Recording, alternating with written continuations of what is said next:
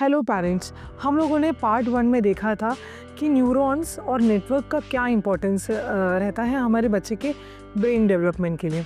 तो ये part 2 section है जहाँ पे आप और डिटेल में जानकारी लोगे।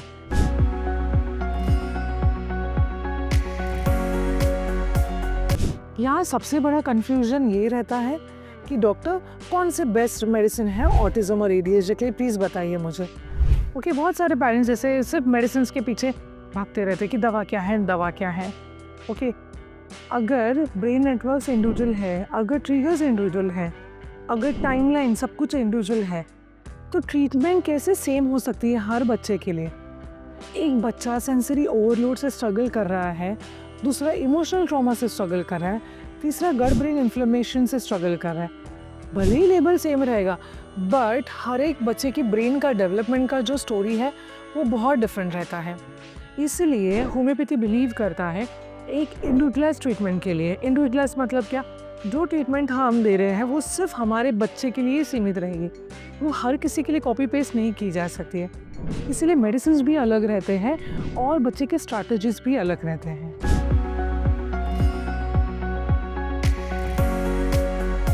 Homeopathy completely believes in individualised treatment. इसका मतलब क्या है? बच्चे का ब्रेन का लेवल समझा जाता है जब भी ट्रीटमेंट के लिए कोई भी डॉक्टर देखता है बच्चे को। बच्चे का स्ट्रेस रेस्पॉन्स पैटर्न क्या है, बच्चे का सेंसरी थ्रेशोल्ड का लेवल कैसा है, बच्चा इमोशनली उसको वो कैसे एक्सप्रेस कर पा रहा है, ओके, बच्चे का डेवलपमेंटल का हिस्ट्री कैसा है, कौन से लेवल पे वो डेवलप कर रहा है। बिकॉज सही रेमेडी ब्रेन को पुश कर सकती है, वो ब्रेन को रीसिंक कर सकती है।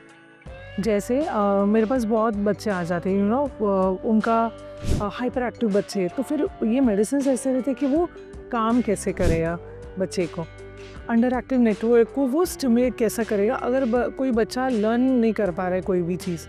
ओके, सो फिर न्यूरोप्लास्टिक को डायरेक्शन देना ये होम्योपैथी का काम रहता है। इसीलिए पेरेंट्स आई कांटेक्ट धीरे धीरे बढ़ता है। Okay, but to be very frank 3 months के अंदर आपका एक आई कांटेक्ट आ जाना चाहिए बहुत हद तक। मेडिसिन और स्ट्रैटेजीज के साथ जो मैंने देखा है 3 to 6 मंथ्स के मिनिमम, मतलब 3 मंथ्स के अंदर आ ही जाता है। ओके, स्पीच स्पॉन्टेनियस हो ही जाता है। ओके, हाइपर एक्टिविटी मैनेजेबल हो जाती है, चाइल्ड अवेलेबल हो जाता है, मतलब चाइल्ड जो बच्चा जो अपनी दुनिया में गुम होता है तो वो he starts understanding us. Okay, because brain is not fixed. यहाँ पे ब्रेन इज़ ट्रेनेबल, ब्रेन को समझाया जा सकता है। ओके पेरेंट्स, तो ये सब चीज़ें बहुत अच्छी तरह से याद रखिए। Diagnosis is not a destiny. मतलब आज जिस बच्चे को मैंने डायग्नोस किया, मुझे याद है वो बच्चा 5 साल का होने के बाद, 2 साल का बच्चा जब आया था, 5 साल का होने के बाद है ना, तो समझ में भी नहीं आ रहा था कि इसको डायग्नोसिस है करके। Okay, but he was completely good, more than, मतलब बहुत स्मार्ट लग रहा था, बहुत सब कुछ बोल पा रहा था। Okay, because diagnosis is not a destiny. ये ऐसा नहीं है कि कम्प्लीटली बच्चा वैसे ही रहने वाला है, नहीं, बिल्कुल नहीं। Brain is not static. जो चेंजेस आप कर रहे हो ना अभी ब्रेन में, सब कुछ सिखा रहे हो वगैरह, that is going to show results. Okay, and plasticity has no expiry date. I have a 68 years पर एक आदमी है जो मेरे पास आया करते थे। ओके, वो बात नहीं कर पा रहे थे, तो मतलब एवरीवन वाज वंडरिंग कि अरे मैडम के पास जाने के बाद ये आदमी बात कैसे करने लगा। दी ओनली रीज़न इज़ जो मैंने फॉलो किया ना, जो मैंने स्ट्रैटेजीज और मेडिसिन ऐसे किया ना, वो आज तक उसने कभी किया ही नहीं था, कुछ भी किया ही नहीं था उन्होंने खुद के ऊपर। So that is a reason है ना, वो वहाँ का ब्रेन डेवलप होना स्टार्ट हो गया एंड वो बंदा भले ही 68 ईयर्स के इसमें वो बात करने लग गया। ओके, जब हम कोई भी चीज़ बच्चे के इंडिविजुअलाइज्ड वे से लेते हैं तो वही चीज़ ब्रेन को सपोर्ट करती है डेवलपमेंट के लिए। सो तब न्यूरॉन्स नए रास्ते बनाते हैं, नेटवर्क्स रीऑर्गेनाइज हो जाते हैं, चाइल्ड अपनी पोटेंशियल की तरफ मूव ऑन करता है। मैं रोज़ अपने क्लिनिक में ऐसे देखती हूँ, silent changes, deep changes, sustainable changes, but only with the help of proper parent guidance.